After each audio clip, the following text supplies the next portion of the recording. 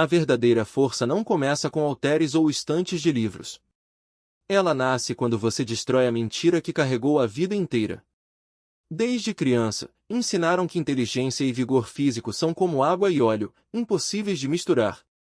Cada desenho animado, cada história que você assistiu martelava essa ideia na sua cabeça: o atleta musculoso, mais burro, contra o gênio magricela, mais frágil. Um tinha músculos sem cérebro, o outro cérebro sem músculos. A sociedade exigia que você escolhesse um lado, porque o que ela mais temia era alguém que unisse os dois. Alguém perigoso. Alguém inteiro. Mas a história desmente essa farsa com um sorriso irônico. Os grandes nomes nunca foram unidimensionais. Eram guerreiros que escreviam versos, pensadores que empunhavam espadas, artistas capazes de derrubar soldados no chão.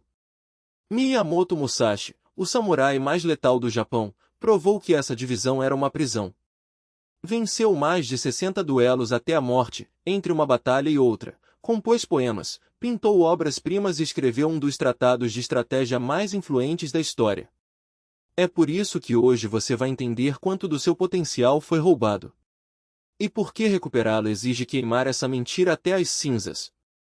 A pergunta é simples: vai continuar vivendo pela metade? Ou está pronto para se tornar completo? Capítulo 1. O Despertar.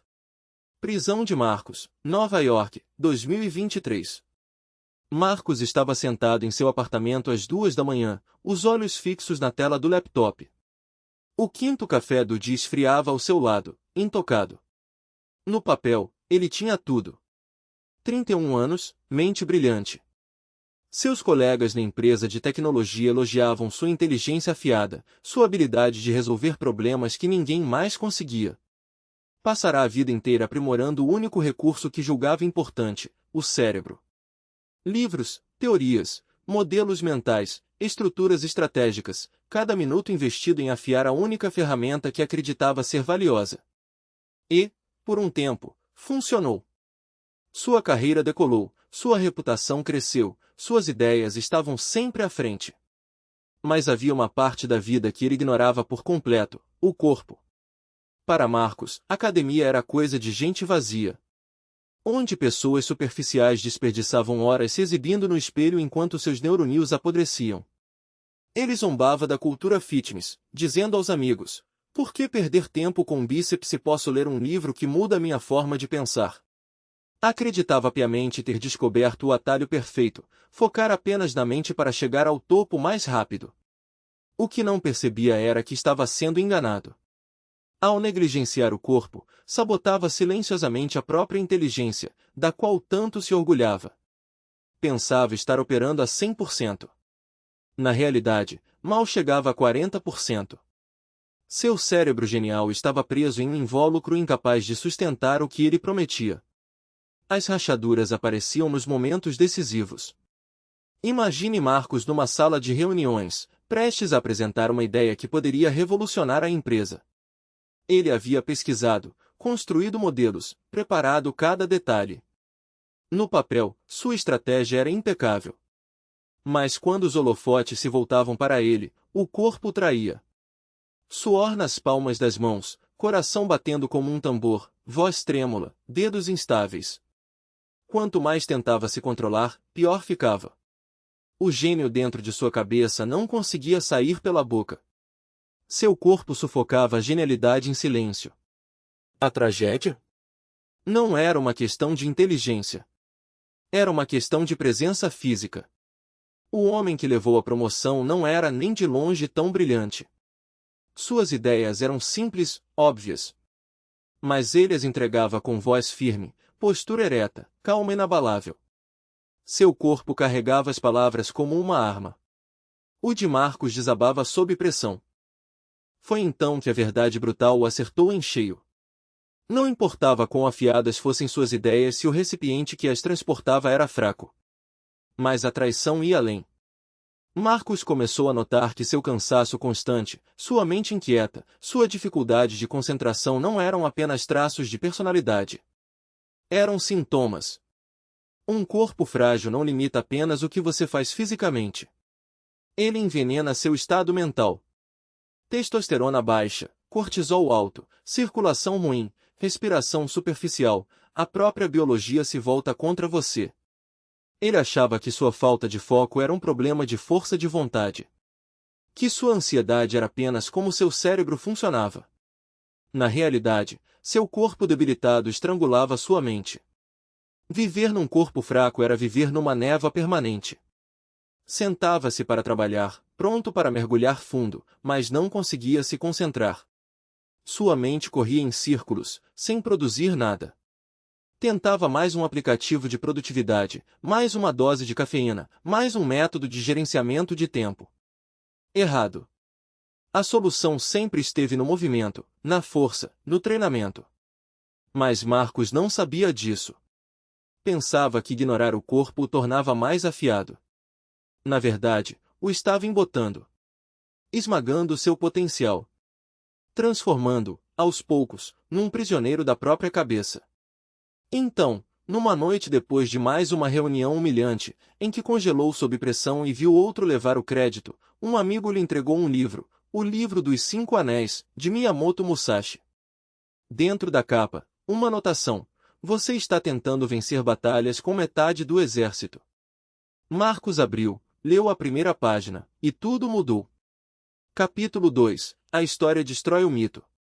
Marcos passou a noite em claro lendo Musashi, e o que descobriu despedaçou tudo em que acreditava.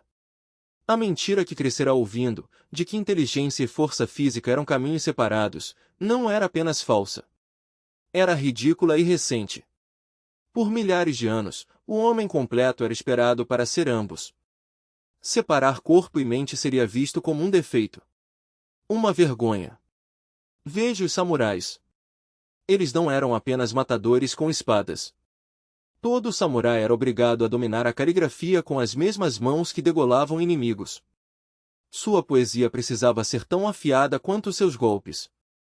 No mundo deles, se você tivesse habilidade com armas mas não soubesse compor versos, não era honrado.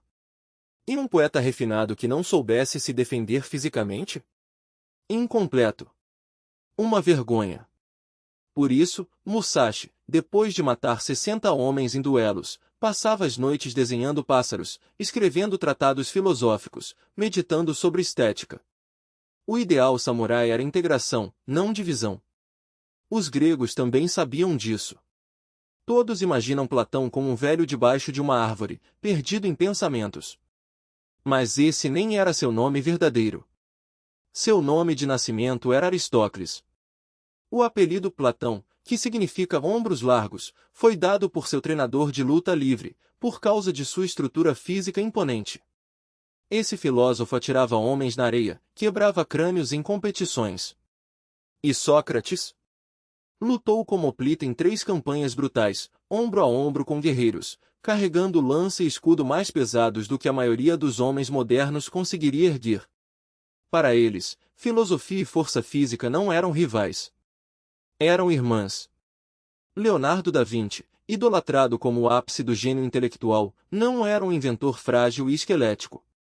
Relatos da época o descrevem dobrando ferraduras de cavalo com as mãos nuas.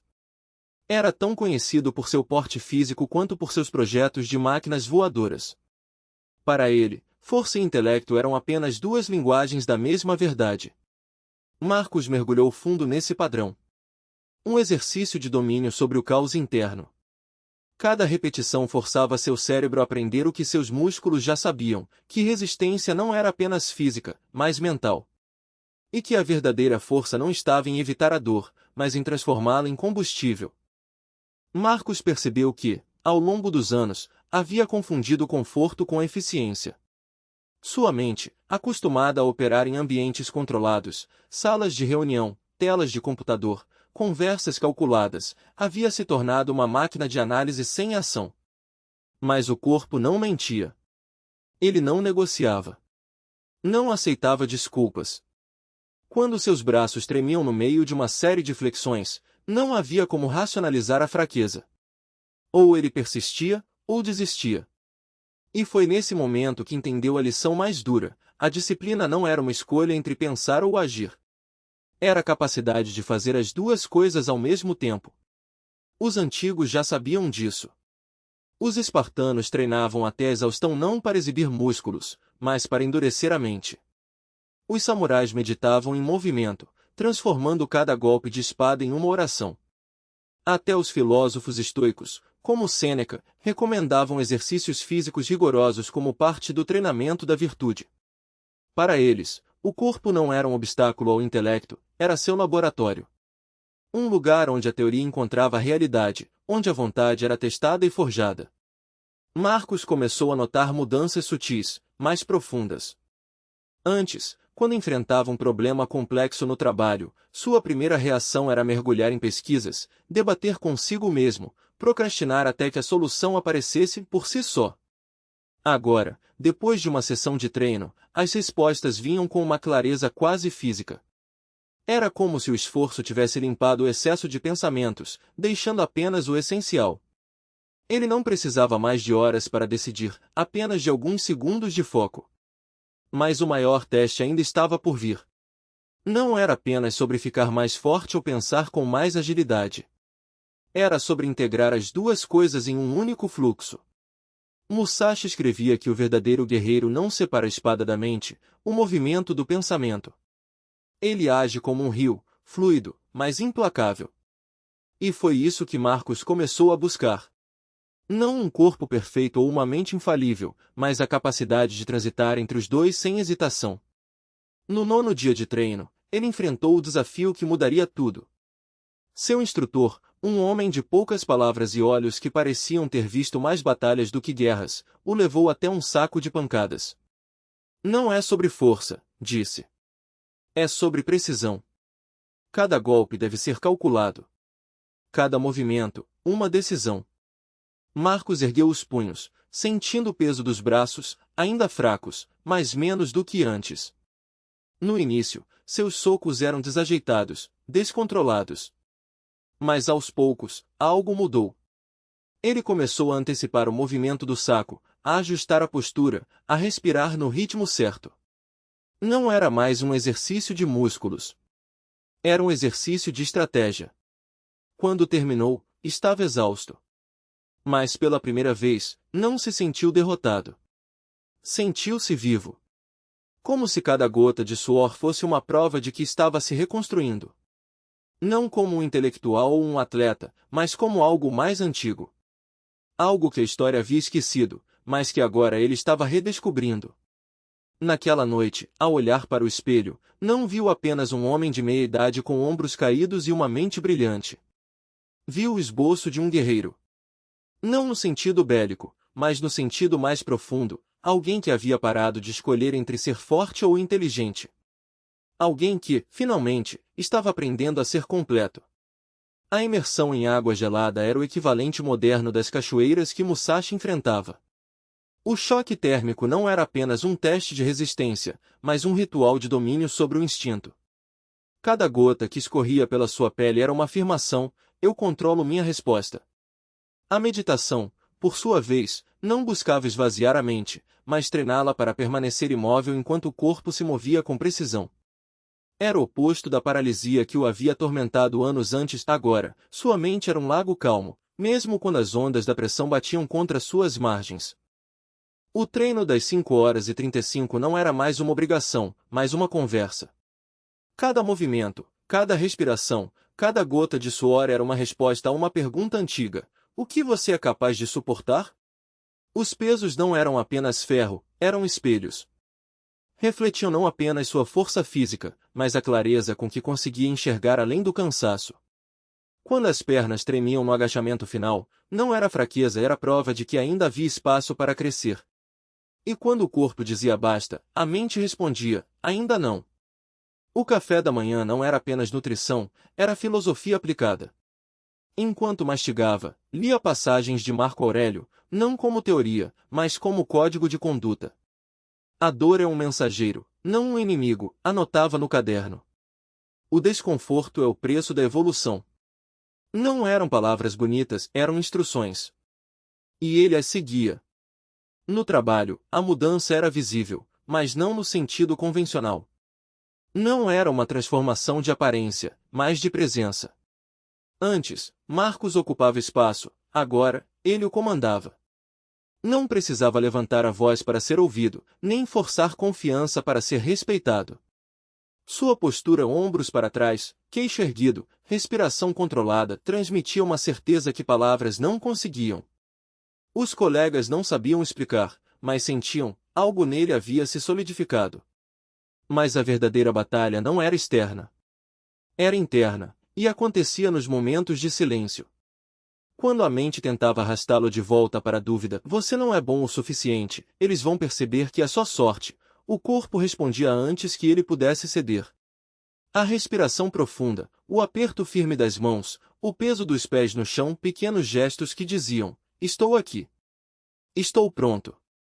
A voz que antes sussurrava desista agora era apenas um ruído de fundo, abafado pela disciplina. No 12º mês, Marcos entendeu que o treinamento não era apenas sobre força. Era sobre consistência. Não sobre vencer um dia, mas sobre não quebrar no seguinte. A excelência não era um pico a ser escalado, mas um platô a ser mantido. E o platô exigia algo mais do que músculos, exigia fé. Fé no processo, fé na dor, fé de que cada repetição, cada gota de suor, cada segundo de desconforto era um tijolo na construção de algo indestrutível. Foi então que ele encontrou o conceito que faltava, o ar.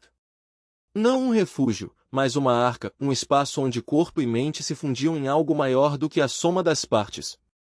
O Ark não era um lugar físico, mas um estado.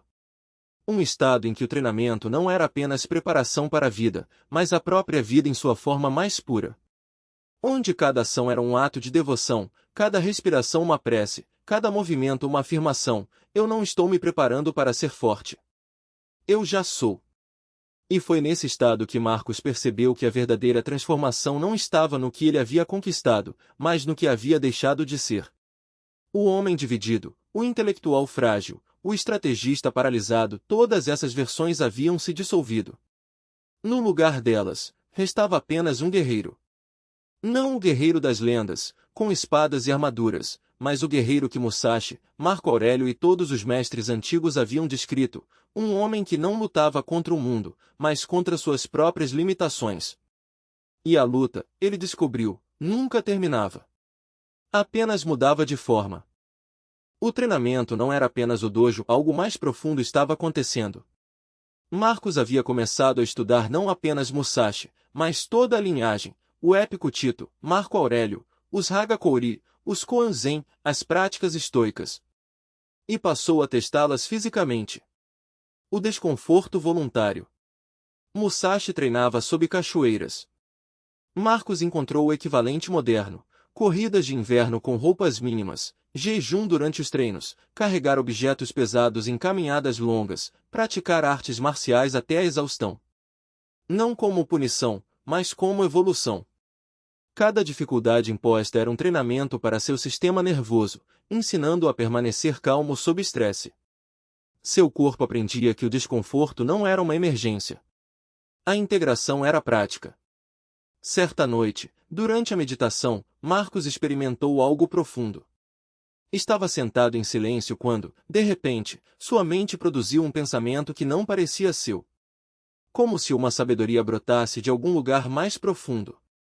Este treinamento que você faz, unindo mente e corpo, não é novo. Ao longo do tempo, guerreiros trilharam esse mesmo caminho. Os samurais no Japão antigo, os espartanos na Grécia, os gladiadores em Roma. Todos descobriram a mesma verdade, a divisão é fraqueza, a integração é poder. O pensamento continuou, e Marcos sentiu uma conexão estranha, como se praticar essa integração o ligasse a todos os guerreiros que haviam feito o mesmo. E, naquele momento, outros estavam descobrindo isso também. Homens percebendo a mentira, iniciando seus treinamentos, recusando-se a permanecer divididos. O caminho é eterno. O dojo nunca fecha. A prática continua. Marcos abriu os olhos, sentindo algo mudar. Ele não estava treinando apenas para si. Estava se unindo a uma linhagem. Naquela noite, pesquisou mais fundo.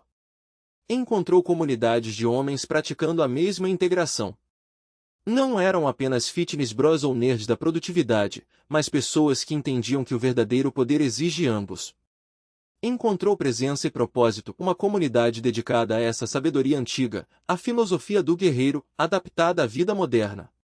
Ensinamentos semanais sobre integração, métodos para unir o que a sociedade dividia. Marcos se juntou imediatamente. Não como um consumidor de conteúdo, mas como um praticante trilhando o caminho. A cada semana, novos ensinamentos. A cada semana, uma compreensão mais profunda. A cada semana, a integração se tornava mais completa. Em outra noite de meditação, aquela sabedoria profunda surgiu novamente, como se Musashi falasse através dos séculos. Você, que se sente chamado a este caminho de se tornar completo em vez de permanecer fragmentado, saiba que caminha ao lado de guerreiros de todos os tempos. Este treinamento, que encontra em presença e propósito, não é entretenimento, mas disciplina. Os ensinamentos estão lá, esperando. A comunidade está crescendo. O dojo está sempre aberto. Deixe a prática continuar através de você. Como continuou através de mim, através de Marco Aurélio, através de todo guerreiro que se recusou a escolher entre mente e corpo. Caminhe conosco. Treine conosco. Torne-se completo. Marcos sorriu. Havia encontrado sua tribo. Nos meses seguintes, camadas mais profundas se revelaram. No 15º mês, seu treinamento físico havia desbloqueado habilidades mentais que ele nunca imaginara. Quanto mais pesado levantava, mais claro pensava. Quanto mais duro corria, mais rápido resolvia problemas. Quanto mais sofria fisicamente, mais resiliente se tornava mentalmente. A neurociência moderna explicava o porquê. O estresse físico, em doses certas, desencadeia neuroplasticidade. O cérebro literalmente se reconecta para se tornar mais resiliente, focado, decisivo. Mas Musashi já sabia disso há 400 anos. Ele apenas chamava de treinar o vazio, a meditação da morte. Marcos adotou a prática matinal de Musashi, 5 minutos contemplando sua própria mortalidade. No início, era aterrorizante. Depois, libertador. Quando você aceita a morte por completo, todo o resto se torna administrável. A ansiedade por apresentações? Irrelevante diante da morte. O medo do fracasso? Insignificante perante a mortalidade. Não era mórbido. Era libertador. Aos 18 meses, Marcos havia construído o que Musashi reconheceria como um sistema completo. Manhã, treinar o corpo, estudar filosofia. Dia, aplicar a sabedoria no trabalho. Noite, refletir, meditar, planejar. Descansar por completo. Não havia separação. Tudo estava integrado. O treinamento físico alimentava a clareza mental. O estudo mental aprimorava o desempenho físico. O trabalho se tornava a prática. A prática se tornava a vida. Ele não vivia uma vida equilibrada. Vivia uma vida integrada. E os resultados eram inegáveis. No 20º mês, Marcos enfrentou seu teste definitivo. A empresa passava por uma crise, um concorrente havia lançado um produto que ameaçava destruí-los. O CEO convocou uma reunião de emergência. Precisamos de uma solução. Precisamos agora. Quem tem alguma ideia? O Marcos antigo teria congelado.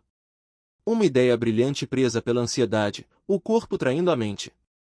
O novo Marcos se levantou, calmo, centrado, inabalável. Tenho a estratégia. Mas é agressiva.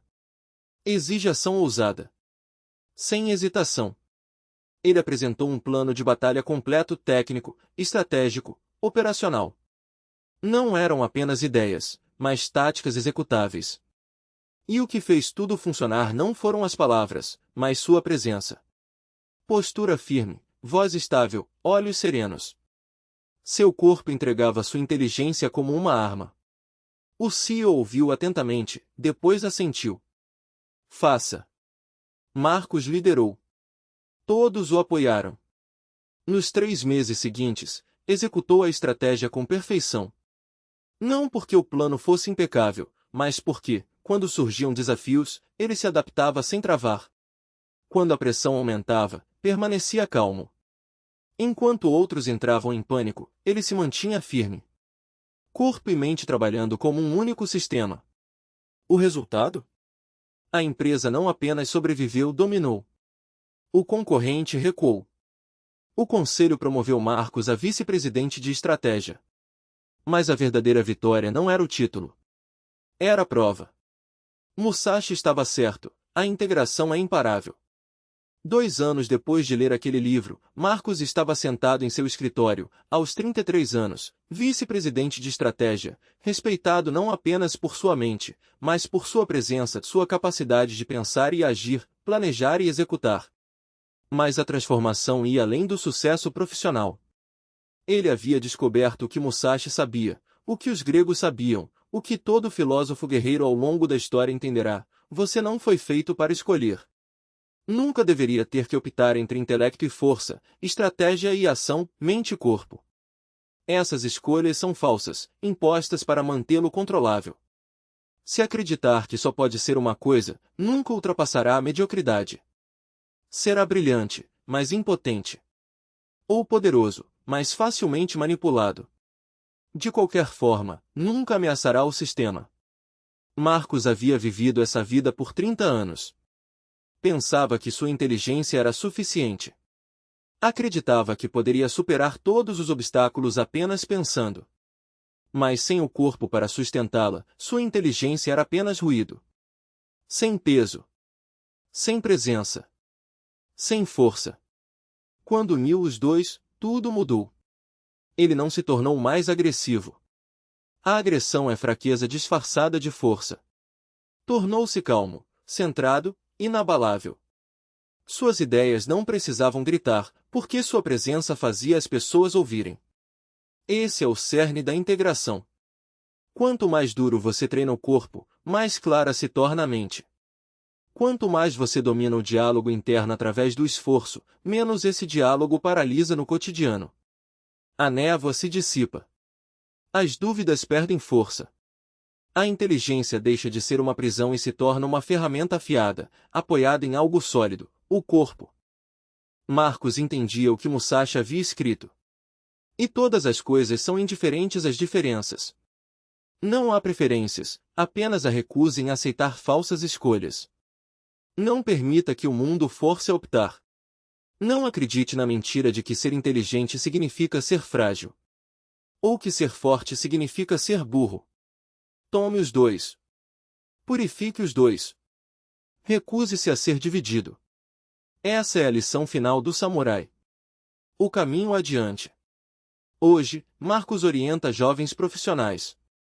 Mas sempre reconhece aqueles que vivem divididos, estrategistas brilhantes presos em corpos frágeis, homens fortes sem profundidade tática. Na semana passada, um analista chamado David o procurou. Inteligente, criativo, mas ansioso. Tremia. O corpo traía a mente. Como você faz isso? Perguntou David. Como mantém a calma sob pressão? Marcos sorriu. Lembrou-se de si mesmo 2 anos antes. A mesma pergunta. A mesma luta. Você conhece a história de Miyamoto Musashi? David balançou a cabeça. Ele foi, sem dúvida, o homem mais perigoso da história do Japão. 60 duelos até a morte. Nunca perdeu. Sabe por quê? Porque era o melhor espadachim. Não. Porque recusou separar o que a sociedade dizia que deveria permanecer dividido. Era um matador e um artista. Um estrategista e um lutador. Um destruidor e um criador. Era completo. David franziu a testa. E como isso me ajuda? Marcos se levantou. Venha comigo. Ele levou David até a academia da empresa, vazia a essa hora. Por toda a sua vida, lhe disseram para escolher, ser o inteligente ou o forte, o pensador ou o executor, o estrategista ou o guerreiro. Entregou um haltere a David. Essa escolha é uma mentira, disse. Uma armadilha para mantê-lo fraco, controlável, operando a 40% da sua capacidade. David segurou o peso com hesitação. Nunca treinei de verdade. Eu sei. Eu era igual. Uma mente brilhante presa em um corpo que a sabotava. Mas tudo mudou quando parei de aceitar a divisão. A voz de Marcos ganhou um tom solene, como se falasse não apenas a David, mas a todos que já enfrentaram esse momento. Os guerreiros sempre souberam disso. Samurais, gregos, romanos. O verdadeiro poder exige integração, mente-corpo, força e estratégia, ação e pensamento. Olhou diretamente para David, mas suas palavras pareciam ecoar além dos dois. E hoje, esse caminho continua. Não no Japão antigo ou na Grécia, mas aqui. Agora. Onde quer que homens escolham a completude em vez da divisão. Na presença em The Purpose, mantemos essa sabedoria viva. Ensinamos integração. Mostramos o caminho. Construímos uma comunidade de homens que se recusam a permanecer quebrados. Se você sente o que eu senti, disse Marcos, se sua mente está presa em um corpo que não a sustenta, junte-se a nós. Assine a presença em The Purpose. Toda semana, sabedoria antiga encontra a vida moderna. Toda semana, os ensinamentos continuam. Toda semana, o dojo se abre para quem está pronto a trilhar o caminho da integração. Marcos pegou outro peso. Isso não é só sobre condicionamento físico. É sobre se tornar completo. Sobre unir o que a sociedade dividiu. Sobre recuperar o poder que tiraram de você. David assentiu devagar. Por onde começo? Aqui. Uma repetição. Um passo na guerra que você vem evitando. E saiba de uma coisa, a voz de Marcos se tornou intensa. Quando você treina, não treina sozinho. Cada guerreiro que já trilhou esse caminho treina com você. Musashi treina com você. Marcos Aurélio treina com você. Todo homem da presença em The Purpose que segue essa disciplina treina com você. Assine o treinamento. Junte-se à comunidade. Caminhe conosco. Porque o mundo não teme sua inteligência sozinha. O mundo não teme sua força sozinha. O mundo teme o que acontece quando as duas finalmente se tornam uma. David pousou o peso e pegou o celular. Como faço para assinar? Marcos sorriu. Procure presença em The Purpose. Assine. E amanhã, às 6 horas, esteja aqui. Começaremos sua integração. O guerreiro completo. Quando David saiu, Marcos ficou sozinho na academia. Olhou seu reflexo no espelho. 2 anos antes, via uma mente brilhante presa na fraqueza. Hoje, via um homem inteiro. A jornada da divisão para a completude. De operar a 40% para se aproximar dos 100%. Tudo porque se recusou a aceitar a linha. Musashi morreu invicto aos 61 anos. Seu legado não foram apenas as 60 vitórias. Foi a prova viva de que corpo e mente são um só. Que a completude é o único caminho para o verdadeiro poder. Que qualquer outro é uma armadilha. Marcos pegou um peso e começou seu treino noturno. Mente e corpo. Estratégia e ação. Pensamento e execução. Não separados. Nunca separados. Uma arma. Um sistema. Um guerreiro completo. A escolha é sua. Pode continuar como está, inteligente, mais frágil, forte, mais superficial, operando a 40%, confundindo limitações com vida normal. Ou pode declarar guerra. Guerra contra suas desculpas. Guerra contra sua programação. Guerra contra a voz que sussurra, desista. Porque se você derrotar essa voz na academia, a derrotará na vida. Musashi deixou o mapa. Os gregos provaram que funcionava. A ciência moderna confirma a biologia. O caminho está no treinamento. Em unir o que o mundo separou. Assine a presença em The Purpose. Junte-se aos guerreiros que se recusam a escolher. Caminhe o caminho da integração. Porque o mundo precisa de homens completos. Homens que pensam e agem. Que planejam e executam. Que criam e destroem. A escolha não é mais como. A escolha é quando. Caminhe com presença. Treine com propósito. Torne-se completo.